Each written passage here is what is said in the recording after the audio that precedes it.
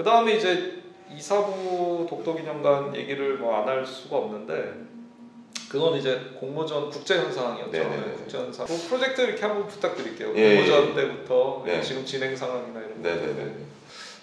그래서 이제 뭐 당선이 된다는 것 자체를 별로 그렇게 그 상상을 못 하고 있다가 2017년에 한국에 와서 공모전을 한 게 이제 이사부 독도기념관 국제현상 설계 공모였고, 그 프로젝트 같은 경우는 이제 저희가 뭔가 하고 싶었던 어떤 건축적인 언어와 제안들을 했는데 이제 좋게 봐주시고 좋은 결과가 있어서 저희로서는 굉장히 의미도 깊고 기뻤던 그 프로젝트고, 사실 뭐 여러 가지 우여곡절들이 많이 있었어요. 그러니까 저희가 17년에 시작을 해서 설계를 진행하고 실시 설계 완료를 했는데 문화재가 출토가 돼서 설계 변경을 하게 됐고요.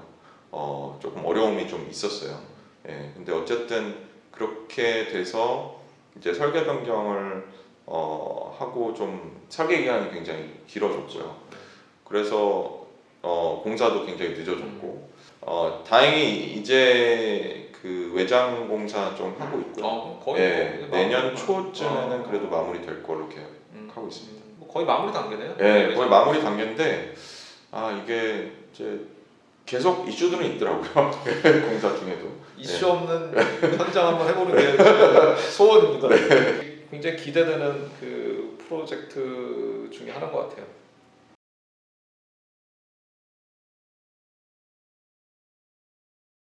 그 보면은 이제 하신 것 중에 스케일에 관계없이도 되게 좋은 프로젝트들 많이 하셨어요. 그래서 네. 그런 좀 의미 있는 프로젝트 뭐 한두 개 정도도 소개를 부탁드려도 될까요? 네. 종암스퀘어 같은 경우는 사실은 뭐 굉장히 적은 설계비와 설계비는 적지만 그래도 나름대로 그에 비해서 많은 열정을 좀 쏟았던 프로젝트인 것 같고요. 저는 개인적으로 굉장히 재밌게 진행을 했던 프로젝트였어요.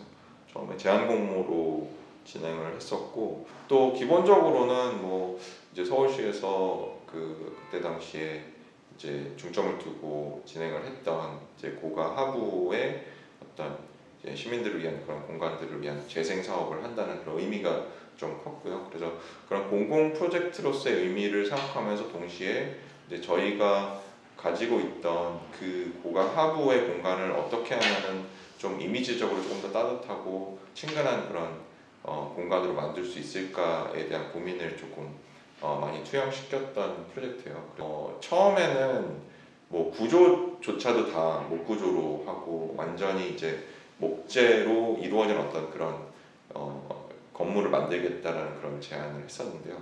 뭐 이제 여러 가지 현실적인 부분에서 뭐 공사비라던가 뭐 이제 장스팬이라던가 구조 계산도 한국에서 그런 것도 굉장히 어렵죠. 네. 예, 여러 가지 뭐 워낙 그 교수님도 목구조 많이 하시니까 아시겠지만 한국의 현실에서 사실 어려운 부분들이 너무 많아서 그렇죠. 결과적으로 이제 철골구조라는 그 구조를 택하게 됐고, 하지만 그럼에도 불구하고 저희가 초반에 가지고 있었던 어떤 그 목재 느낌들을 좀 구현하고 싶다는 생각을 여전히 가지고 있어서 그 철골 구조와 이제 목재를 하이브리드로 구성을 해서 그 목재, 그러니까 철골 구조 양옆에 이제 목재를 그 적산목을 덧대서 어떤 전체의 그 개념을 형성하는 그런 것들을 이제 실시를 진행하면서 좀 디벨롭을 하게 됐습니다.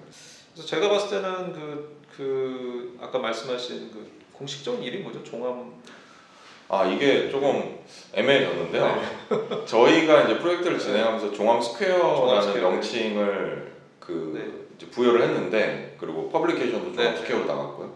근데 이제 그 성북구 네. 측에서는 이거를 이제 명칭 공모를 해서 네. 종암 박스파크라는 명칭이 됐어요. 네. 그래서 주민공 뭐 이런 걸 하셨나요? 예. 그래서 현재 공식 명칭은 사실은 종암 박스파크고요. 뭐 검색을 해보더라도 종암 스퀘어로 검색하시면 아마 뭐 저희 홈페이지라던가 뭐 저희가 출판한 어떤 그런 것들만 나올 거고, 이제 앞으로는 이제 점점 종암 박스파크로의 어떤 노출이 더 많을 거라고 생각이 드는 게, 이게 지금까지는 이제 코로나 때문에 정식 오픈을 못했고요. 올해 중순쯤에서 이제 백신 센터로 운영이 되다가 지난달 10월 말까지 백신 센터로 운영이 됐고 이제 11월에 준비 기간을 거쳐서 아마 12월이나 내년 초쯤에 공식적으로 오픈을 하게 될 것 같아요. 이제 집가가 이제 나오기 시작해요. 예, 그래서 이제 원래 저희가 의도했던 어떤 그런 체육이나 문화 체육 시설 그리고 뭐 커뮤니티 시설 이런 시설로서 뭐 아마 사용이 이벤트 공간으로서 사용이 될 것 같아서 아마도 이제 앞으로는 더 많은 이제 시민분들이 찾으시지 않을까 생각하고 있습니다. 뭐 그러면 오늘은 뭐 프로젝트 얘기를 많이 하게 되는데 그 현재 진행 중인 프로젝트들 좀 소개 좀 부탁드릴게요. 예, 현재 설계를 진행하고 있는 건 공공 프로젝트로는 영주의 어린이 테마공원이라는 프로젝트가 지금 설계 막바지에 좀 이르고 있고요. 그리고 세종시의 그 알란드로 사이클로와 함께 진행하고 있는 국립도시건축박물관 프로젝트가 있고, 그리고 공사 중인 프로젝트로는 춘천에 춘천 먹거리 복합문화센터가 있고요. 그리고 지금 공사 마무리에 있는 뭐 내포의 어린이 공원이 있고, 또 민간 프로젝트로는 지금 공사 중인 그 의정부에 또 아나케아라는 그 조금 규모가 있는 그 카페 프로젝트가 있습니다. 그래서 여러 가지 이제 공공 프로젝트와 민간 프로젝트들을 좀 다양하게 좀 진행을 하고 있습니다. 굉장히 좋은 비율로 하고 계신 것 같아요. 보면은.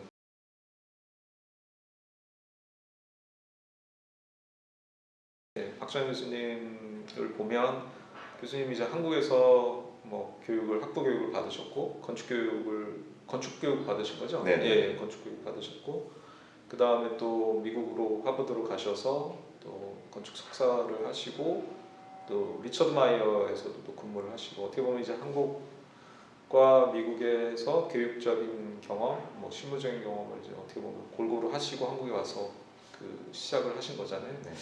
그런 경험들이 이제 본인이 어떤 그 건축가로서 방향성을 만들어내는데 어떤 영향을 끼쳤는지 그런 게 궁금합니다. 저는 유학을 가서 뭐 그렇게 많이 다르다고 생각하지는 않았던 것 같아요. 어떤 면에 있어서는 첫째는 아마 다른 필드에 비해서 언어적인 부분이 조금 덜 그 영향을 미쳤던 것 같아요. 이제 뭐 주변에 같은 학교를 갔던 뭐 비즈니스 스쿨이나 뭐 러스쿨이나 이런 쪽은 워낙 언어가 중요한 분야라서 상대적으로 이제 건축 분야는 좀 그런 차이가 좀 덜했던 것 같고요. 다만 제가 느꼈던 것은 그 같이 건축을 이제 배우는 친구들에게서 많이 좀 느꼈던 부분은 저희는 조금 그 어떤 작업을 할 때 어떤 그뭐 이미지라던가 모델이라던가 이런 시각적으로 보이는 어떤 그런 것들에 나쁘게 얘기하면 좀 현혹된다고 볼 수도 있고 이제 다른 이제 외국 친구들의 작업을 보면서 막 걔네들 너무 모형도 너무 못 만들고 이미지도 뭐 잘하는 친구들도 있지만 뭐 되게 별거 아닌 그러니까 특히 중간 정도 때까지는 별거 아닌 것들이 나오고 이런 거 보면서 되게 뭐 한국 애들이 제일 잘하네라고 막 생각했던 시기가 있었는데 점점 시간이 지나고 크리틱 때 이제 그 친구들이 말을 하는 거를 들어보면서 우리보다 훨씬 더 깊이 있는 그런 생각들을 한다는 그런 생각들을 했어요. 이제 모두가 그런 건 아니겠지만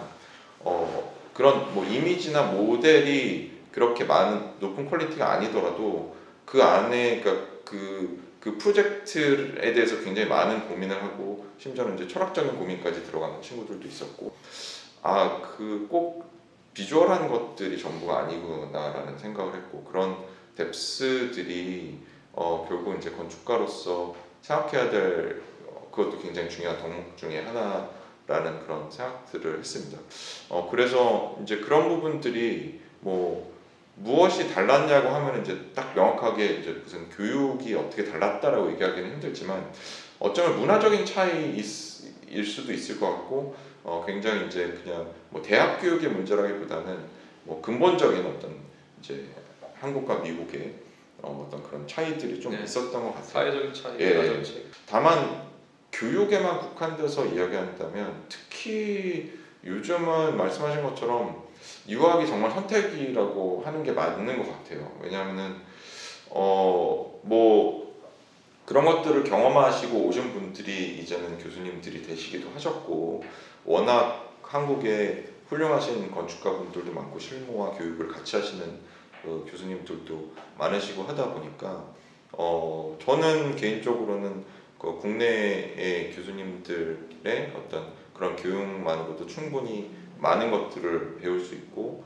한국에서 실무를 통해서 배울 수 있는 것들도 이제는 굉장히 많고, 그래서 그런 실무를 거쳐서 뭐 개조를 한다던가 그렇게 하더라도 충분히 그 좋은 건축가로서 이제 될 수 있다고 생각을 하고요. 결국은 이제 저희가 나아가야 할 방향도 그런 것 같아요.